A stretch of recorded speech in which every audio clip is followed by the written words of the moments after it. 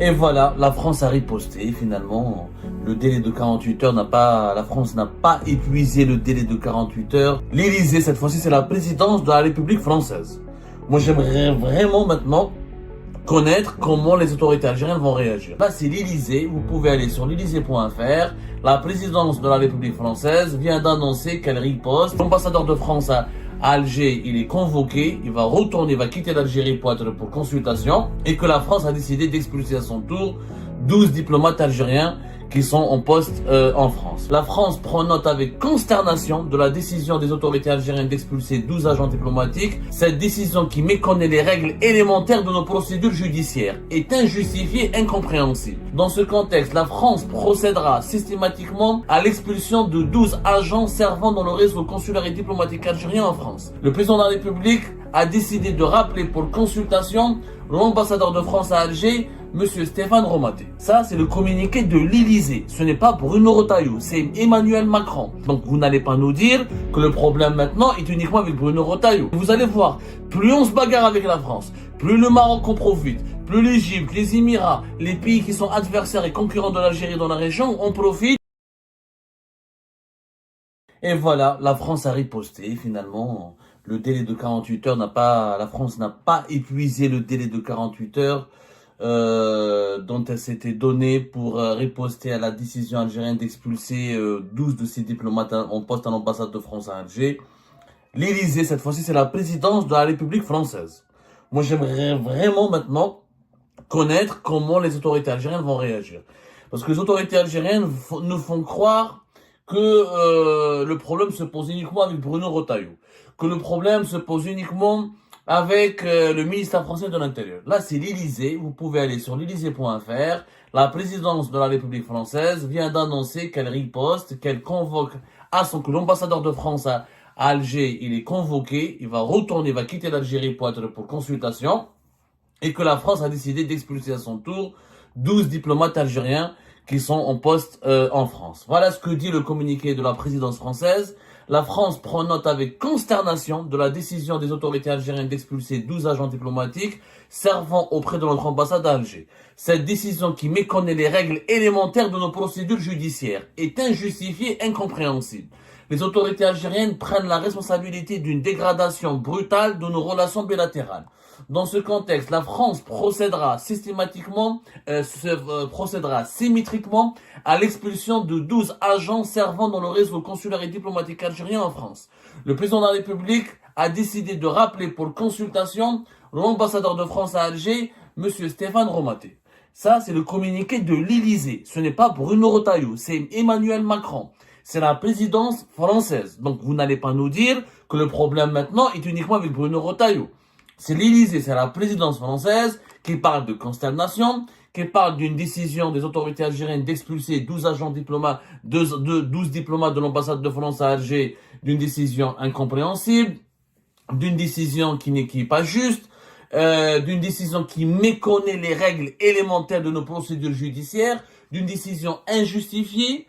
Et on s'arrête pas là. Le communiqué de la présidence française ne s'arrête pas là, puisqu'il est rajouté que dans ce contexte difficile, la France défendra ses intérêts et continuera d'exiger de l'Algérie qu'elle respecte pleinement ses obligations en son égard. S'agissant tout particulièrement de notre sécurité nationale et de la coopération en matière migratoire, ces exigences vont avec l'ambition que la France continuera d'avoir pour ses relations avec l'Algérie, compte tenu de ses intérêts, de son histoire et de ses liens humains existants entre nos deux pays. L'intérêt même de la France et de l'Algérie est de reprendre le dialogue. Le président de la République appelle les autorités algériennes à faire preuve de responsabilité dans le cadre du dialogue exigeant et constructif engagé le 31 mars dernier avec le président algérien. Voilà, la France donc lance un avertissement clair et net au régime algérien. La France affirme qu'elle défendra ses intérêts, qu'elle continuera d'exiger de l'Algérie qu'elle respecte pleinement ses obligations à son égard et qu'elle ne va pas transiger sur sa sécurité et sur la coopération en matière migratoire. Et que ces exigences ne vont pas elle n'exige pas cela pour avoir de l'hostilité à l'égard de l'Algérie. Elle tient à avoir de bonnes relations avec l'Algérie, mais elle a des intérêts, elle se doit de défendre ses intérêts. C'est le communiqué le plus engagé, je dirais le plus agressif de la part des autorités françaises à l'exception des déclarations très offensives de Bruno Retailleau, qui est le ministre de l'Intérieur français, c'est la première fois que la présidence française, depuis le début de la crise diplomatique et politique, qui est de plus en plus violente et de plus en plus musclée entre les deux pays, depuis fin juillet 2024, c'est la première fois que la présidence française adopte un ton agressif. Un ton agressif, c'est le plus agressif par rapport à tout ce qui a été communiqué, tout ce qui a été affirmé auparavant par la présidence française. Là, la présidence française parle de consternation, elle parle de décision injustifiée, d'une décision incompréhensible, méconnaissance des règles élémentaires des procédures judiciaires en France, la France qui expulse 12 diplomates algériens, donc on riposte, en réaction. C'est une situation inédite entre les deux pays. Nous n'avons jamais connu, en dépit des gros problèmes, l'Algérie et la France ont toujours connu des problèmes. L'affaire Alim Sidi, la fin des années 80, le problème durant la sécurité, le problème du terrorisme islamique durant la décennie noire, bien avant la nationalisation des hydrocarbures, début des années 70, les accords d'Évian, il y a eu les accords migratoires de 1968, il y a eu toujours des dissensions, des problèmes entre l'Algérie et la France. C'est une relation qui a connu des heures de gloire et qui a connu des malheurs et des heures assez sinistres. C'est comme ça, quand deux pays sont aussi proches, c'est un couple, quand il y a une telle proximité historique, humaine, démographique, économique et politique, il y a forcément des tensions à un moment donné. Mais cette situation que nous vivons aujourd'hui, elle est inédite. C'est la première fois que des diplomates algériens sont expulsés de France et que des diplomates français sont expulsés d'Algérie. Maintenant, que peut-on je retiens aussi la réaction du ministre des Affaires étrangères français. C'est qu'il y a eu l'Élysée, la présidence française, ensuite Jean-Noël Barrot, c'est pas Bruno Retailleau, qui a tweeté, sur X, enfin, anciennement Twitter, sur les réseaux sociaux, il a posté ce message: les autorités algériennes ont choisi l'escalade, nous répliquons comme annoncé, en réponse à leurs décisions injustifiées et incompréhensibles, nous expulsons 12 agents algériens et rappelons pour consultation notre ambassadeur. Le dialogue toujours, mais pas à sens unique. Il y a un ras-le-bol français. Là, on sent qu'il y a un ras-le-bol. Je crois que les Français, ils en ont marre, carreau. Il y a eu un ras-le-bol. Le dialogue à sens unique. Il y a eu une négociation pendant tout le mois de mars. Il y a eu la principale conseillère des affaires diplomatiques concernant le Maghreb et le Moyen-Orient qui s'est déplacée pendant 3 jours discrètement et secrètement à Alger à la fin du mois de mars. Il y a eu la visite de Jean-Noël Barrot le 6 avril. Il y a eu le coup de l'échange téléphonique, le long échange téléphonique entre Tebboune et Emmanuel Macron. Il y a eu des discussions, il y a eu des négociations. Mais ça n'avance pas avec le régime algérien. Ça n'avance pas. Ça bloque toujours. Et aujourd'hui, ce n'est pas Bruno Retailleau qui parle, encore une fois. C'est Emmanuel Macron et c'est Jean-Noël Barrot. Et c'est Emmanuel Macron. Les mots de la présidence française traduisent l'état d'esprit aujourd'hui d'Emmanuel Macron qui est fatigué, qui ne cesse pas de faire des gestes de complaisance, de bienveillance. C'est le président français de ces 10 dernières années, je peux dire, dans l'histoire des relations algéro-françaises de ces, on va dire même 20 dernières années, allons-y, c'est quand même le président le plus bienveillant à l'égard de l'Algérie. C'est le président qui a essayé de tisser des relations plus ou moins positives avec l'Algérie. Il a ses défauts, Emmanuel Macron, il n'est pas tout miel, tout sucre. Il va pas défendre les intérêts de l'Algérie à la place des Algériens. Il est président français, il est payé, il a été élu pour défendre les intérêts des Français à la place. Voilà, il défend les intérêts des Français en tant que président des Français. Maintenant, nous nous sommes retrouvés dans une impasse. C'est bon. L'ambassadeur français va quitter Alger. Pendant combien de jours, on va savoir, pour consultation. Déjà, c'est une mesure à travers laquelle la France exprime son ras-le-bol. Elle expulse 12 diplomates algériens et elle recourt à la menace. Elle en a marre. La France, maintenant, elle en a marre. Elle dit que il faut arrêter, à un moment donné, franchement, et je pense que les autorités algériennes doivent réfléchir. L'Algérie a le droit de se défendre. Mais quand elle est agressée, est-ce qu'elle a été agressée aujourd'hui par l'affaire judiciaire d'MLDZ? C'est une affaire judiciaire. Ce n'est pas Emmanuel Macron ou Bruno Retailleau, comme il a été affirmé par les autorités algériennes, qui ont demandé l'incarcération d'un agent du consulat d'Algérie à Créteil. Il y a une affaire grave. Il y a eu séquestration, enlèvement. Oublions qu'il s'agit d'MLDZ. Vous n'aimez pas MLDZ. MLDZ est un voyou, est un salopard, est un connard. Mais même les connards et les salopards, on n'a pas le droit de les tuer, de les séquestrer et de les enlever. On ne peut pas faire ça. On ne peut vraiment pas faire ça. Comme si demain, un influenceur pro-régime algérien, est-ce qu'on aurait aimé qu'en Algérie, on puisse kidnapper sur le sol algérien, tenter d'enlever quelqu'un qui serait un opposant à l'État français, ou un critique, ou quelqu'un qui s'oppose au gouvernement d'Emmanuel Macron et qui dénonce Emmanuel Macron. C'est pas possible. C'est une question de sécurité nationale. C'est monter une opération sur le sol français et kidnapper et enlever et infliger ou mettre en danger la vie d'un individu, c'est une menace contre la sécurité nationale. Mais pour le moment, la justice française n'a pas accusé l'État algérien. Il n'y a pas une entité, il n'y a pas un juge, il n'y a pas une officine, il n'y a pas un organisme étatique français, il n'y a aucune autorité française qui accuse l'État algérien. C'est un agent du consulat d'Algérie qui est accusé et qui est mis en examen et qui n'a pas été encore jugé. L'Algérie, l'État algérien, il parle de protection consulaire. Elle n'est pas absolue, ni l'immunité diplomatique. La Convention de Vienne de 1961 sur les relations diplomatiques, la Convention de Vienne de 1963 sur les relations consulaires entre les États explique qu'en cas de crime grave, on peut arrêter un fonctionnaire, un agent consulaire, un fonctionnaire d'un État étranger, ou, comment on appelle ça, ou un diplomate. C'est envisageable en cas de crime grave.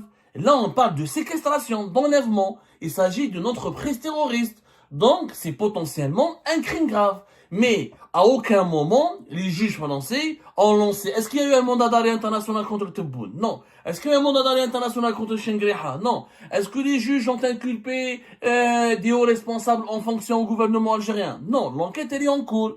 L'Algérie peut payer des avocats. Les avocats de la personne de ce fonctionnaire du consulat d'Algérie à Créteil peuvent le défendre. Ils peuvent demander sa libération conditionnelle. Il peut être, je pense qu'il peut être placé sous contrôle judiciaire. Il peut être placé, assigné à résidence, le temps que l'enquête se poursuive. Mais là, il y a une enquête sur des faits graves. Il faut respecter le travail de justice. L'Algérie elle-même, au début de la crise avec le ministère français de l'Intérieur concernant la question des migrants, et les expulsions des OQTF et des migrants au profil dangereux, elle demandait est-ce que la justice soit respectée, est-ce que les processus judiciaires soient respectés, qu'on n'expulse pas des Algériennes et des Algériens comme ça par voie administrative sans leur laisser le droit de faire des recours judiciaires. Aujourd'hui, la justice est en train de prendre en main une affaire très dangereuse. Respectons-la. Si la justice française manque à son devoir, manque à ses obligations, ne se montre pas objective, ne respecte pas la présomption d'innocence, ou ne respecte pas les droits fondamentaux et élémentaires de ce fonctionnaire du consulat d'Algérie de Créteil, à ce moment-là, oui, là on peut créer au scandale, là on peut dire là on doit riposter, mais pour le moment l'affaire, détention provisoire, crime grave, voilà, il n'y a pas eu d'accusation grave contre l'État algérien. Est-ce qu'il a agi en tant que cavalier seul, en tant qu'élément isolé? Est-ce qu'il est en relation avec sa tutelle, etc. On verra, mais il faut qu'il y ait une justice. Les juges français ne peuvent pas fermer les yeux sur une tentative de séquestration et d'enlèvement qui a failli tourner à une tentative d'assassinat. Même si c'est un voyou, même si on ne l'aime pas, même si c'est un connard, on est obligé, c'est injusticiable, c'est un être humain. On n'a pas le droit de le tuer, on n'a pas le droit de le faire souffrir. C'est tout. C'est les principes de base. Et l'Élysée, qu'est-ce qu'elle dit? Moi, je défends pas la présidence française. La France, elle a suffisamment d'ambassadeurs, d'avocats, de journalistes, d'intellectuels pour la défendre. Moi, je défends les intérêts de mon pays. Quel est notre intérêt de se retrouver dans cette crise? Il faut toujours penser formuler la question suivante et essayer de trouver une réponse convenable en se basant sur l'intérêt général de l'Algérie. La France, c'est un partenaire important. 5 millions jusqu'à 6 millions d'Algériens vivent en France. Regarde. Quand on comptabilise toutes les personnes qui ont une relation directe ou indirecte avec l'Algérie. Deuxième fournisseur, parmi les 2 et 3 premiers fournisseurs de l'Algérie. Parmi les 3 premiers clients de l'Algérie. Des liens économiques, des liens sécuritaires, des liens politiques, des liens historiques. On a beaucoup d'intérêts communs avec ce pays. Pourquoi on va se bagarrer pour rien? Pour le moment, il n'y a rien. Faut dire la vérité. C'est une enquête judiciaire. C'est grave, c'est choquant qu'un fonctionnaire du consulat d'Algérie de Créteil soit enfermé en prison, mais l'affaire, elle est grave.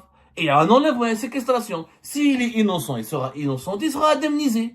Maintenant, ma qu'est-ce qu'il y a un canon?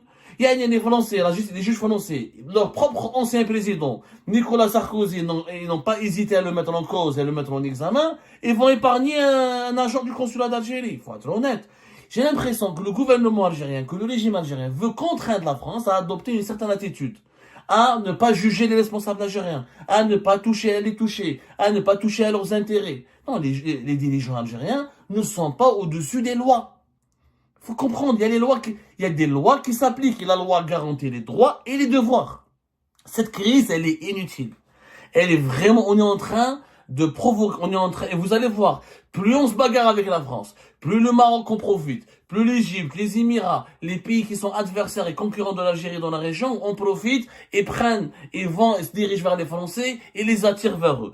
Au lieu de prendre les investissements français, au lieu d'attirer les entreprises françaises, au lieu d'utiliser la diaspora franco-algérienne et les élites franco-algériennes pour investir, pour développer davantage notre pays, pour le faire avancer, au lieu de profiter du progrès scientifique que les élites scientifiques françaises d'origine algérienne ou qui ont des attaches avec l'Algérie peuvent nous apporter. Au lieu de profiter des investissements français en Algérie, au lieu de faire du lobbying pour placer au plus haut sommet de l'État français des élites qui sont d'origine algérienne et qui aiment l'Algérie, qui peuvent aider l'Algérie à défendre ses intérêts, mais avec de la douceur, avec du lobbying, avec du dialogue, avec de la pression politicienne, avec de la ruse, mais pas avec la brutalité et l'agressivité.